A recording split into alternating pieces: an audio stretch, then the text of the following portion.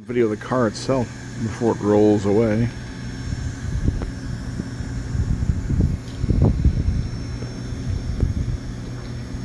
Off the yellow line.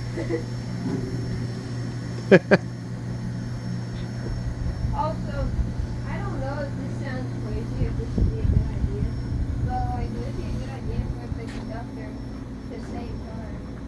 Like, if another car picked him up and then really slowly go by the whole way, and then that would make him think they're going to have to watch it. There he goes. I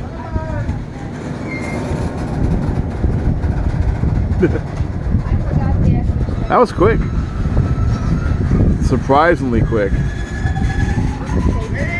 Wait for me! Wait! Wait! That's my train! Farewell and safe travels, mysterious S/B train. Safe travel. Yeah, farewell and safe travels.